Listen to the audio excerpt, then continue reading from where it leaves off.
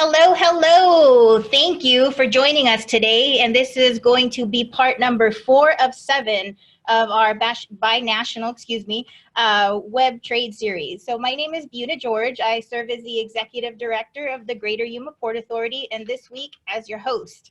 So this trade series is brought forth with the partnership of Greater Yuma Economic Development Corporation, Forefront ED, and as well as OPRODE and San Luis Sonora. So essentially we do this to promote and highlight our mega region. As a friendly reminder, feel free to type in your questions in the Q&A box if you have joined us with Zoom, or if you are on Facebook Live, go ahead and type in your questions. We have somebody monitoring those videos as well. So today we have a bit of a sweet treat for you. So I have the privilege of introducing you to Mr. Juan Guzman, who serves as the Senior Vice President of Operations for Datepac here in Yuma, Arizona. Mr. Guzman has close to 20 years within the agriculture industry, where his enchantment with the date industry began back in 2002. Juan has got a vast knowledge and hands-on experience with roles of overseeing packing house operations, quality control, marketing director, general management positions, and now as a Senior Vice President of Operations, his main focus has expanded to international sales and global business development strategies, amongst many more. So Juan, we are thrilled that you have joined us. We're anxious to see and hear about the date industry, its history, and its fruitful yield that's enjoyed on a global level. Thank you. Thank you so much for having me. Of course.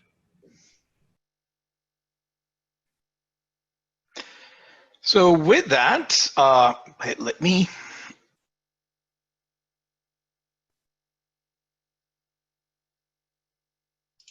share my screen.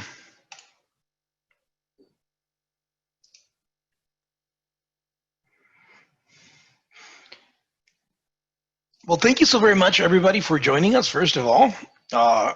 Thank you for the invitation and for the consideration to do this presentation, this webinar. A lot of people know Datepac. A lot of people know that we are situated on this vast mega region, but not a lot of people know the history of dates. So it's not possible to talk about our organization without talking a little bit about that. So let me start by talking a little bit about the history of dates. So in the late 1920s, medjool dates trees in Israel and in Morocco were dying due to a disease, and they were on the verge of extinction. At the time, Dr. Walter Tennyson Swingle, a botanist with the U.S. Department of Agriculture, acquired 11 disease-free trees, offshoots specifically, out of Morocco, and he brought them over to the United States. In 1935, after having those trees sit in isolation for 7 years, he brought 9 of the 11 and another 64 that were born back to the USDA labs that were located in Bard, California and in Mecca, California, very close by to where we are now. Many years passed, and through trial and error, it was learned that dates needed exceptional high summer temperatures, very low humidity, and a lot of water. So after much experimentation, it was proven that there was only a very small region in the desert Southwest that provides this year-round growing environment. And that's where we're transmitting from today.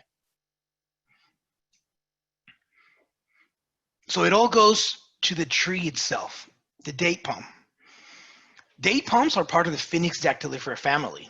The origin of the species is still unknown, but it has been traced back to thousands of years of humankind. Dates have been mentioned in the Bible and in Egyptian hieroglyphs. They've gone as far as actually finding dates on Egyptian tombs. So they're part of human history for thousands of years. Even though we don't know exactly where they started, we know that they have been part of our history for many, many thousands of years. Now, previously I mentioned location is everything because trees need a very specific set of growing conditions. You're looking at high heat, low humidity, and plenty of water. So we know we have all of that here. To grow the world's finest medjool dates, all of these trees were planted around us within a 150 square mile radius on the intersection of California, Arizona, and Mexico with Baja and Sonora, which is the Megaregion, right?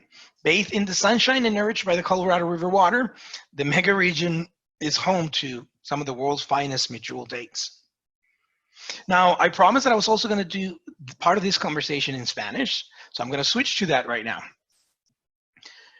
Entonces, hablar de dátiles y hablar de nuestra compañía requiere hablar de las palmas y de cómo llegan a los Estados Unidos. Las palmas llegaron a los Estados Unidos de acuerdo a una investigación que se hizo a mediados de los años 30, en 1930. Un científico que trabajaba con el Departamento de Agricultura de los Estados Unidos viajó a Morocco para ayudar al país que estaba enfrentando una crisis porque una enfermedad estaba matando todas las palmas que producían dátil en aquel remoto país. Ese científico trae palmas a los Estados Unidos, las plantan en una parte remota para asegurarse que no traen ningún tipo de enfermedad y eventualmente plantan en 2 laboratorios ubicados en Estados Unidos, uno en la ciudad de Barr, California, básicamente a un lado de Yuma, y Mecca, California, localizado a un lado de Indio, California. Estas palmas son los que le dieron, los que iniciaron la industria del dátil en los Estados Unidos. Y están en esta región específicamente por el clima que ocupa para crecer. Las palmas datileras necesitan un microclima que les requiere de mucho calor, poca humedad y mucha agua. Y todo empieza en la palma de dátil. La palma de dátil el nombre científico es Phoenix dactylifera, que el origen todavía es desconocido, pero sabemos que las palmas como tal tienen miles de años en existencia. Los dátiles han sido mencionados en la Biblia, han sido encontrados en tumbas en Egipto y en jeroglíficos egipcios que demuestran que el inicio de la civilización humana ya tenía dátil como parte de su alimentación. Entonces, esta megaregión que es en la que vivimos hoy en día es en estas, para nosotros son 150 millas cuadradas donde están todas las palmas de dátil plantadas y donde todo este fruto viene, ¿no? De donde sale este fruto, lleno de sol y lleno del agua.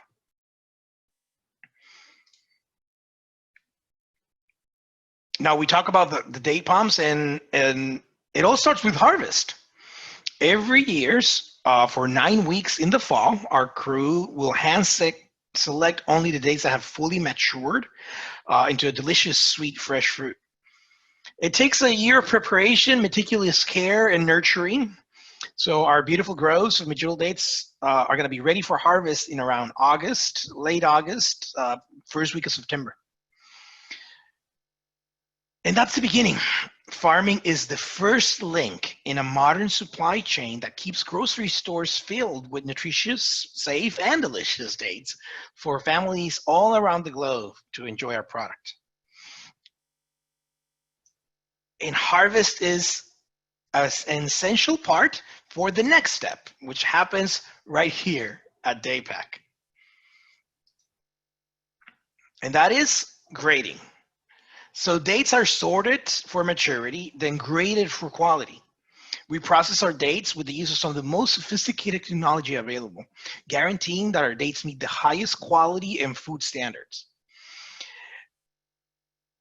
Después de que terminamos hablar de las palmas, hablamos de la cosecha. La cosecha para nosotros es el primer paso en una cadena de suministro que tiene una distribución en todo el mundo. La cosecha representa el primer paso para que gente en todo el mundo disfrute de esta fruta tan sabrosa y tan nutritiva. Entonces, después de la cosecha, que ocurre regularmente entre la última semana de agosto y la primera semana de septiembre, son 9 semanas donde la gente sube a la palma y escoge exclusivamente la fruta que está lista y completamente madurada.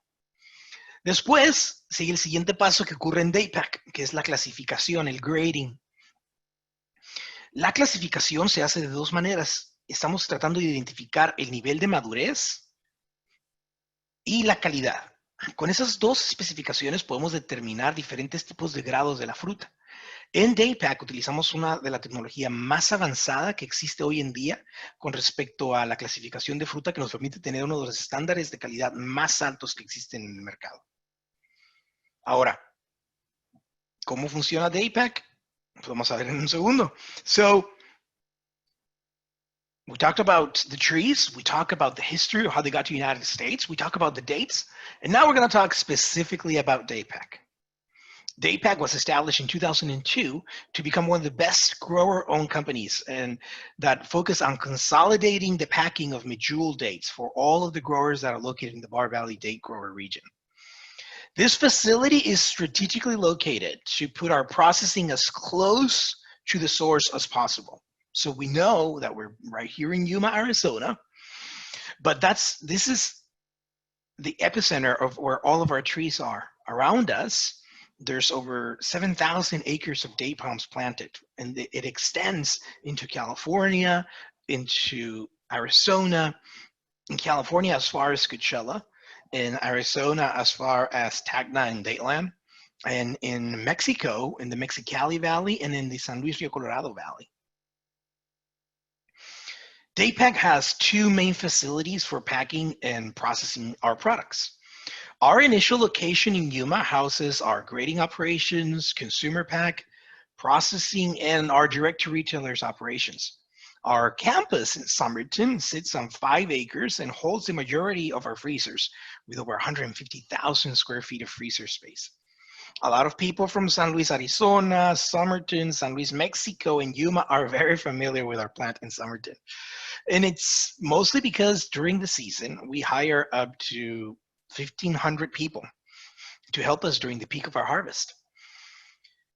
And a lot of people have seen how that campus continues to grow, and we continually upgrade our technology, our process, our space, and we continuously invest in new equipment, and often are looking for opportunities to innovate and be able to continue to do the wonderful work that we do. Our facilities are equipped with the most advanced date processing technology available, allowing us to efficiently sort, grade, process, and package over 600 million individual dates each year. During the peak of the harvest season, we directly employ in this mega region close to 2,000 people, and in the packing house alone, and over 4,000 people in our farms. So we rely on every single one of our partners to be able to achieve our goals. Ahora, cambiándome el español, solo para platicar sobre el proceso y Datepac y lo que hacemos en esta organización. Datepac fue fundado en el año 2002 con la idea de juntar todas las operaciones bajo un solo techo para utilizar todos los recursos de todos los productores locales y darle el uso y el beneficio de la economía de escala. Crear una sola infraestructura que se encarga de procesar, clasificar y distribuir el dátil. Actualmente tenemos 2 locales, uno en Yuma, que fue nuestra local inicial, y otro en Somerton. Mucha gente está muy familiarizado con Datepac y el trabajo que hacemos aquí, específicamente en Somerton, porque durante la temporada contratamos para nada más para nuestro campus en Somerton, como 1,500 personas. Durante la temporada, Datepac, entre los 2 campos, el que tenemos en Yuma y el que tenemos en Somerton, traemos aproximadamente 2,000 empleados. Y en los ranchos, nuestros productores emplean a casi 4,000 personas. Todo esto nos permite procesar casi 600 millones de dátiles cada año. Individualmente, 600 millones de dátiles van a pasar por estas plantas procesadoras. Y tratamos de utilizar la tecnología más avanzada, los mejores procesos y siempre con 3 goles en mente: la calidad, la inocuidad y la eficiencia.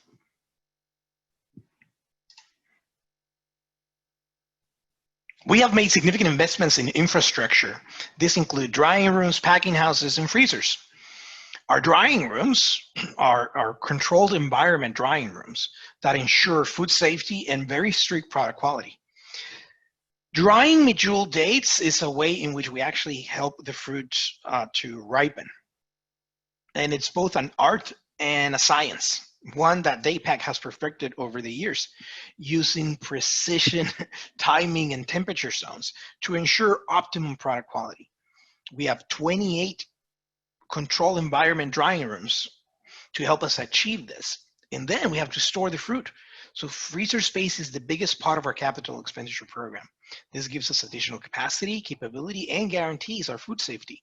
Right now, we sit on around 150,000 square feet of freezer space that can hold up to 25 million pounds of dates.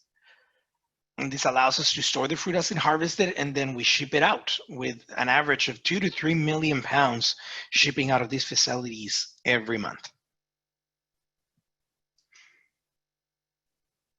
And it's all part of the Megaregion. The forefront ed Megaregion has plentiful of trees that are all around us. Expansive parcels of land that stretch across this fertile region. Yuma, Somerton, San Luis Rio Colorado, Mexicali, Imperial, Coachella, Mecca, and Indio. One of the world's legendary farming regions. Also has all sort of resources that guarantee our success. All of these are part of this microclimate that in which date palms flourish. So for example, as you can see by your screen, in Arizona, we work with the Greater Yuma Economic Corporation. They have helped us in the past to find and retain talent. The Arizona Commerce Authority actually helps us navigate requirements that allow us to process a $250,000 reimbursement out of our electrical bill. We work in tandem with the University of Arizona to continuously research ways to improve our farming practices with the most recent example, the usage of drone technology to pollinate our trees and to assess their health.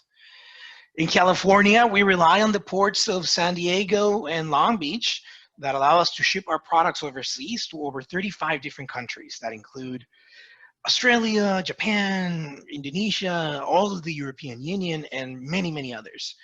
And in Mexico, right across the border with Moctezuma Mejul Date Gardens, they're our ideal partner to be able to get fruit back and forth across the border that is processed in a very cost-effective way, and that has allowed us to develop very specific products that otherwise could not have been made in the United States.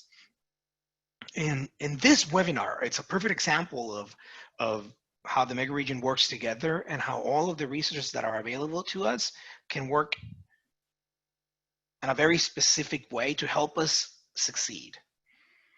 And we work with, I mentioned a lot of agencies, but we also work with suppliers that are also located in this region. In Arizona, for example, our cardboard supplier, Westrock, is the same company that does all the boxes for Amazon.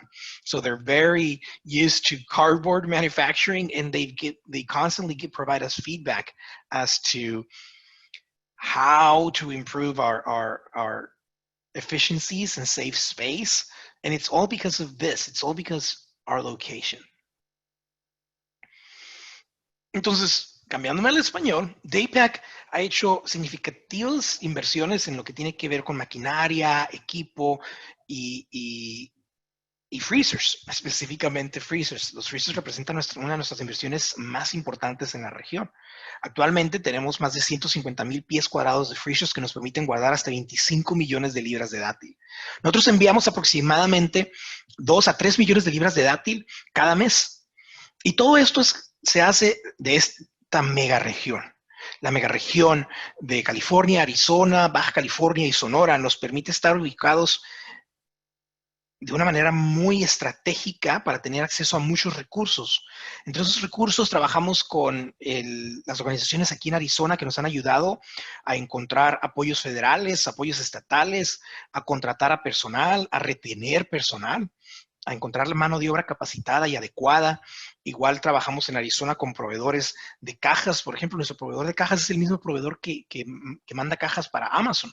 Entonces, gracias a su experiencia y nuestra colaboración, constantemente nos dan retroalimentación para identificar oportunidades en cuanto a embalaje, envíos y en general ser más eficientes.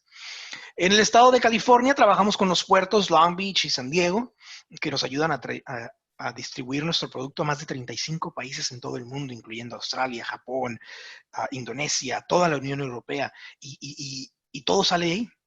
Todo sale de estos dos puertos marítimos comerciales, así como los aeropuertos de San Diego y de Los Ángeles.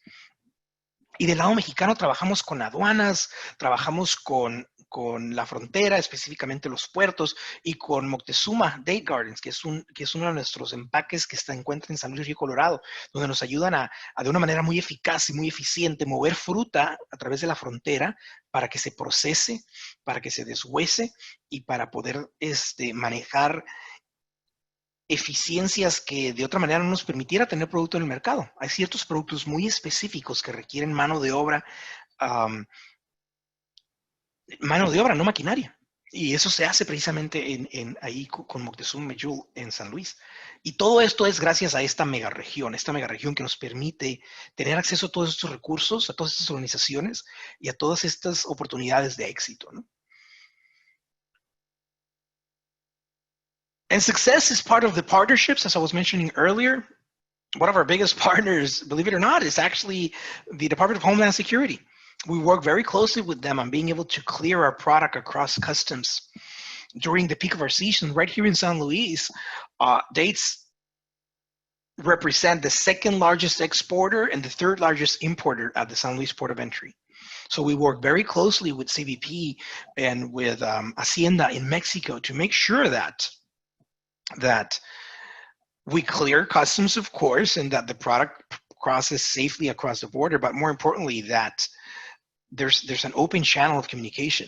And a lot of people don't know that, don't realize that. We actually work close together with government agencies that allow us to efficiently move product across, that we meet all governmental compliance, and that at the same time, it can safely cross back and forth.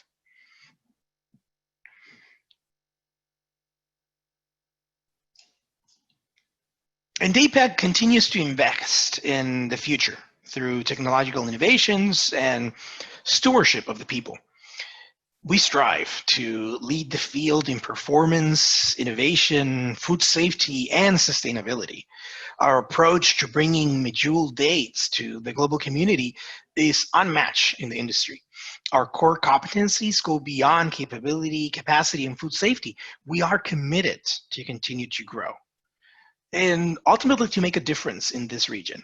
We're very passionate about dates, and we believe that our success could not have happened if it were not for the people, if it were not for our partners, and if it were not for the trees. Entonces, Datepac sigue creciendo y seguimos trabajando con muchas diferentes agencias. Y no nomás agencias privadas, también trabajamos con agencias de gobiernos, Hacienda, del lado mexicano, y Customs and Border Protection del lado americano. Esas agencias de gobierno nos ayudan a cruzar eficientemente el producto a través de las fronteras. Y mucha gente piensa que son agencias federales, que estamos un poquito temerosos, pero nosotros hablamos con ellos constantemente. Hemos desarrollado protocolos específicos para la inspección del fruto, protocolos específicos para el cruce de mercancías que nos permiten cruzar la mercancía de una manera eficiente, pero de una manera también rápida. Ellos conocen específicamente nuestras operaciones, nuestros ubicación y a nuestro equipo para poder efectivamente comunicar en caso de que haya algún problema, en caso de que haya algún retraso, en caso de que haya alguna documentación que necesite completar. Y son agencias de gobierno que, aunque sí intimidan, están ampliamente abiertas a colaborar con las compañías con las que trabajan todos los días. Y Datepac sigue creciendo y sigue invirtiendo. El futuro es muy importante para nosotros porque las palmas ya están plantadas y estamos trabajando día a día para liderar en la industria. Lo que estamos haciendo nosotros dentro de la industria del dátil, siempre hemos sido el líder, siempre hemos sido los primeros, siempre hemos sido los más grandes y estamos tratando de hacer que nuestra fruta se pueda distribuir en todo el mundo. Y para poder lograr este objetivo necesitas muchísimo más que simplemente la inversión, necesitas a la gente. Y nosotros tenemos la fortuna de tener un equipo que se extiende en toda esta región que comparte esa pasión por la fruta, que comparte esa pasión por salir adelante, que comparten esa pasión por hacer una diferencia, que es una de las creencias más grandes de Datepac. Nosotros sabemos que somos una entidad importante en la región porque lo vemos día a día con los empleados, que son parte de nuestra familia y que comparten la pasión que tenemos nosotros igual por distribuir los dátiles, ¿no? Y esa pasión es difícil compactarla en estos 20 minutos que estamos teniendo de la conferencia. Y por eso es que estas imágenes hablan un poquito de esa pasión. Quería mostrarles un poquito de nuestros procesos. Pero igual les voy a mostrar un video, un video muy corto que habla, que para nosotros es muy representativo precisamente de lo que queremos lograr aquí en esta organización y del dátil en la región. So, to finalize, I want to show you a quick video that summarizes the passion of what we do, and it's going to walk us through this whole process and hopefully display a little bit of this excitement that we have for our dates, and hopefully you'll share that too. So let me go.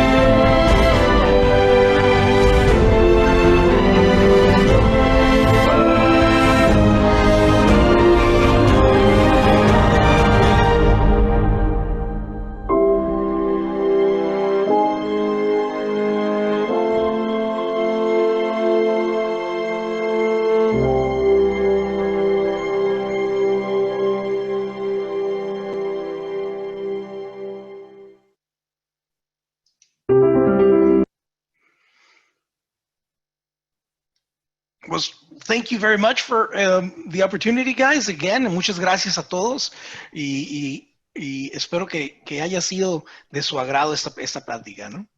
Ahora me gustaría pasar a la sesión de preguntas y respuestas y regresarle la pantalla a Buna. Adelante, Buna.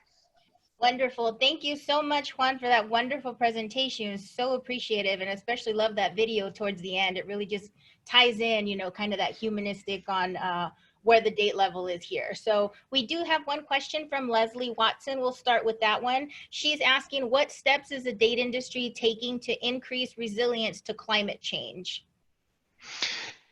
Well, we rely on Mother Nature, right? And Mother Nature is what gives us, what allows us to eat today, not just figuratively, but physically. So we have a lot of respect for that. And sustainability is a big element of what drives a lot of our decision making. So how do we look into that? Constantly looking into the possibility of increasing our drip irrigation on the farms. That's a big thing. Water conservation. Solar panels are part of both of our current processing operations. We work with our partners, like I mentioned during the presentation, our partners with cardboard and packaging. So we use 100% recyclable plastic. Sorry, 100% recycled plastic. That's also recyclable. What does that mean? It means that usually when you buy a bottle of water, clear plastic that is pure plastic is usually preferred by a lot of vendors because recycled clear plastic, it's not as clear. It can sometimes be a little bit fuzzy to look through. So we actually made conscious decision to switch to 100% recycled plastic on all of our packaging. But not only that, clear recycled plastic is one of the most used and people prefer it all the time. But we actually switched to green recycled plastic. Green recycled plastic is actually not very liked in the industry because of two reasons. Number one, how many green bottles do you see around? Mostly like sparkling water. Most people want to see clear through their packaging. But number two, because again, the same thing that it's not completely clear, it's a little bit fuzzy, but you can see the dates completely clear. And you know now that recycled plastic, that colored recycled plastic, is actually not ending in waste spills all around the world. So it's a conscious decision that we make. We also recently made the conscious decision to switch our cardboard. A lot of people don't realize that cardboard itself is recyclable, and it's really good that we use cardboard versus plastic. But not all cardboard is recyclable. So for example, when we have cardboard that has some beautiful images that are, you can actually see that it's a big, massive sticker, like the cardboards, like the boxes that we see at where they send our television sets. That cardboard is not recyclable. So we made the conscious decision to switch to natural cardboard that has that is 100% recyclable.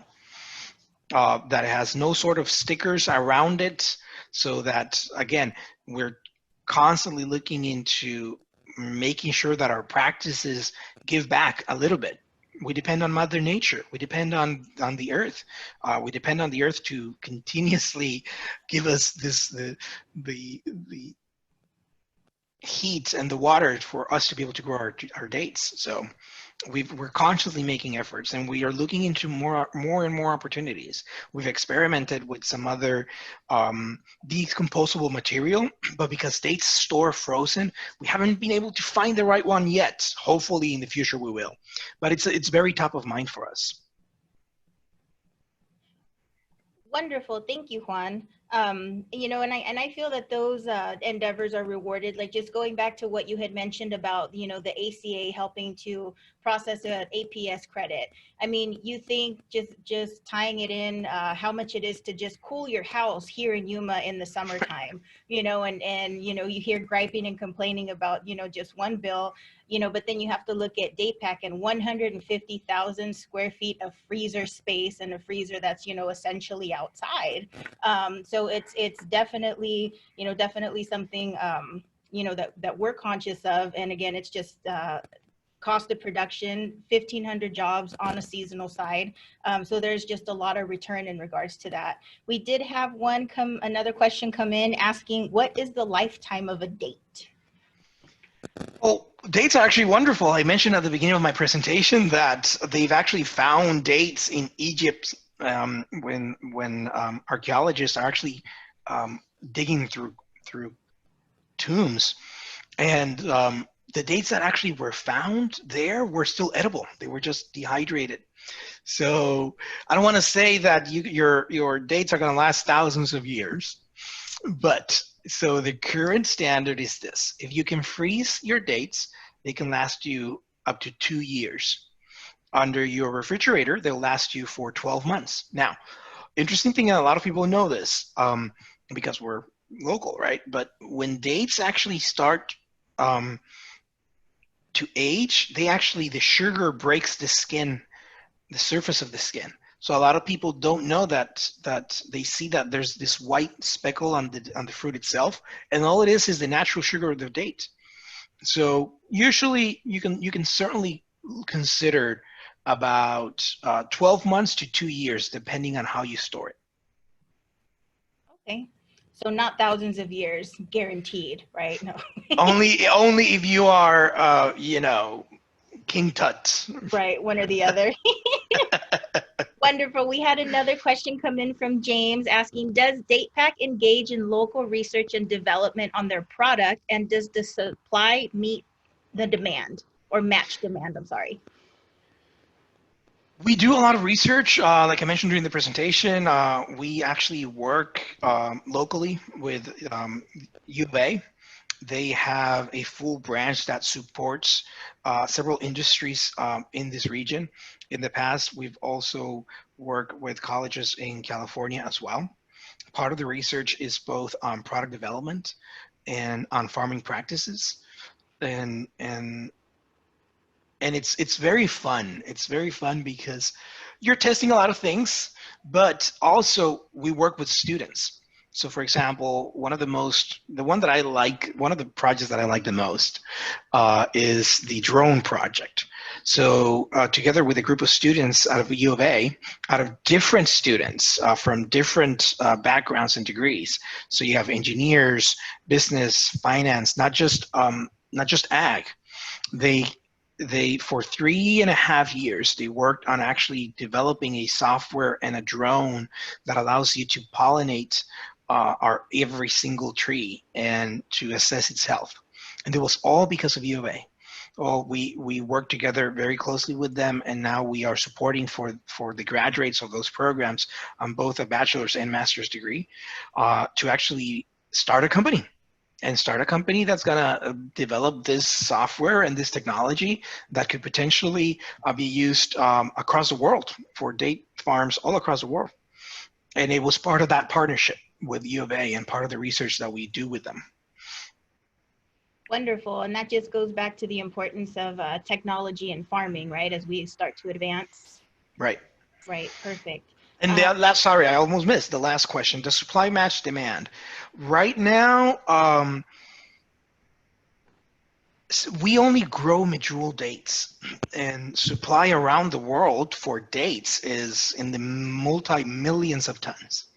So a lot of people know dates, but a lot of people don't know that there's over 100 different varieties of dates. So we focus on making sure that consumers eat medjool dates versus eating one of those 99 other varieties. But medjool dates are actually known to be the best. They're actually known to be the biggest, the ones that have the best flavor and the best texture when you bite into them. So currently, the growers for medjool dates around the globe, you look at the United States, you look at Israel, Egypt, Morocco. Most of those countries we're all fighting for the same territory, for the same consumers. Growers in Morocco and Israel, they consume a lot of it internally. Growers in the United States, we consume a lot of it internally as well in the United States and Canada, but we export around 50% of it. So we're pretty balanced in terms of supply and demand. We do have oversupply every year, just a little bit. You want to start your year with just enough dates to be able to start the next year. And the ideal number is about no more than 2 months worth of inventory to start your year. But we're focusing every day on making sure that we sell more dates and that consumers eat more and more of the dates. Okay, wonderful. So with you starting with a little bit of a surplus, I guess you can say, from the 25 million pounds that you can hold at one time, 2 to 3 million is what you want, or is what goes out more or less on a monthly basis? Yes. Okay, and then just that production just kind of continues to replenish itself? Yep.